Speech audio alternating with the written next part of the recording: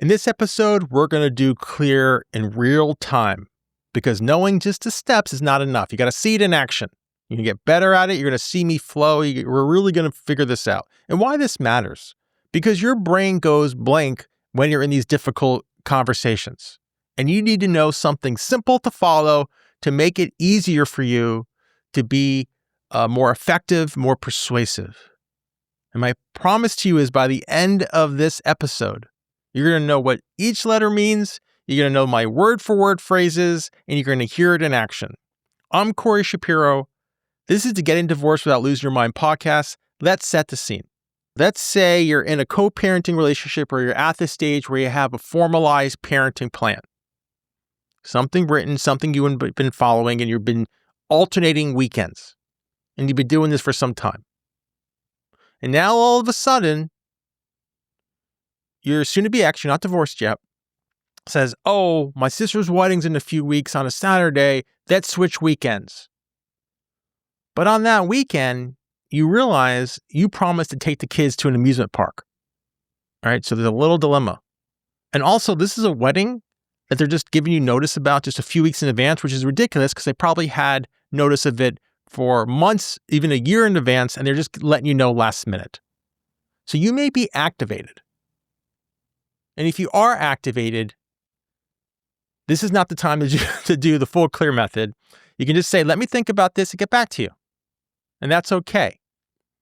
But if you're ready to go forward, let's do it. So the first is C. Now it's really C squared because you're going to calm your emotions. You have to be somewhat calm to do this, but then you have to calm their emotions.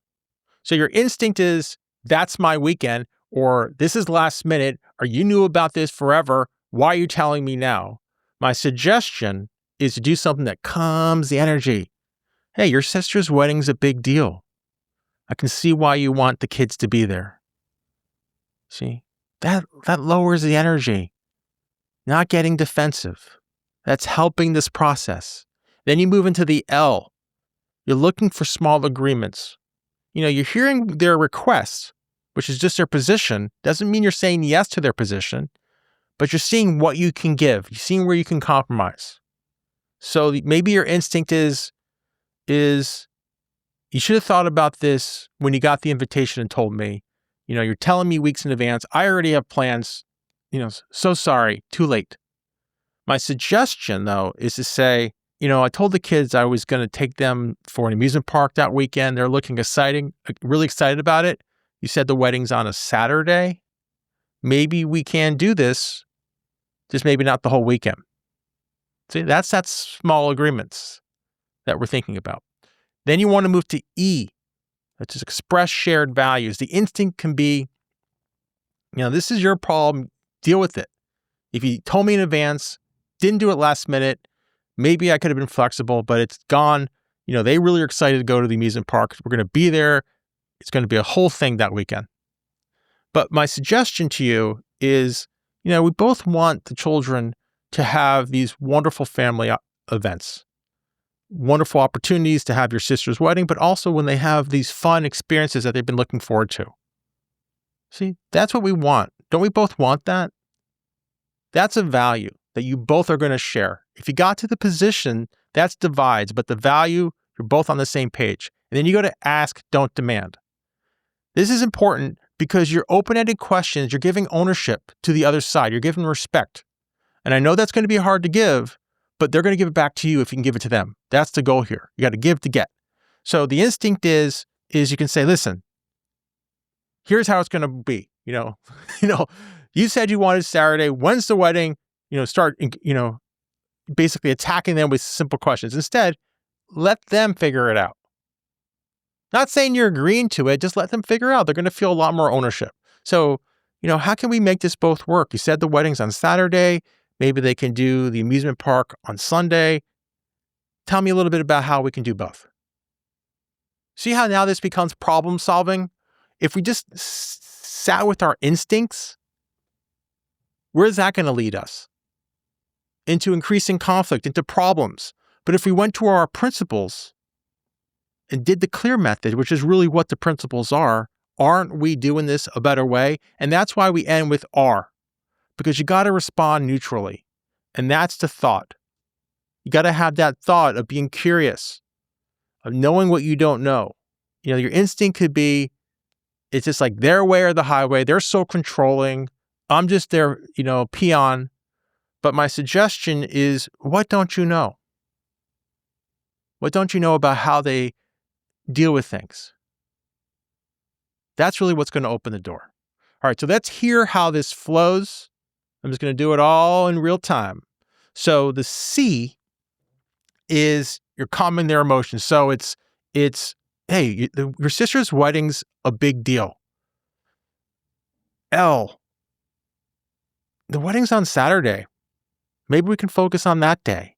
E, we both want the kids at major family events like a wedding and also to enjoy wonderful big experiences like amusement parks. A, how can we make sure that both those things happen this weekend? And R, the glue, this sounds so important to you. Sounds like it's a logistical issue. Even if you're just thinking that in your mind, that's like a 90-second discussion. It could be a 2-minute discussion. It's not fighting. It's figuring out. It's not escalating. All right, let's put our lawyer hat on. And one thing you have to realize, in a contested divorce, everything can become an exhibit. I want you to think there's a little judge on your shoulder next to you, looking at you, judging everything you're doing. And the judge wants you to use the clear method, wants you to be the responsible parent. This is what you would naturally do. And if you're looking for sole custody, the judge is really trying to figure out who is a responsible parent, who's the one who has better judgment. And these are things that matter. Doesn't mean you're actually going to win, but they matter. So let me give you an action step so you can really understand this. I want you to write clear down. You can put it in your notes. You can type it into your notes. You can put it on a piece of paper and just put next to each letter, C, calm emotions first. Yours, theirs, C squared. L, look for small agreements. E, express shared values. A, ask, don't demand. And R, respond neutrally. Now you have the whole action step. And I know you're not going to be perfect. I'm not perfect. But you're going to learn how to move from instinct, which is driven by passion, to principles. And that's what the whole clear method is all about. It's moving from verbal grenades, verbal bombs. That's problematic. We're thinking about non-defensive, non-violent, better communication. Okay, next episode, I'm going to check in with you. I know we did a lot this series. I want to see how things are going with you before we move on to our next series, where we're going to talk about the attorney system, different attorney style, and the court system. I'm Corey Shapiro.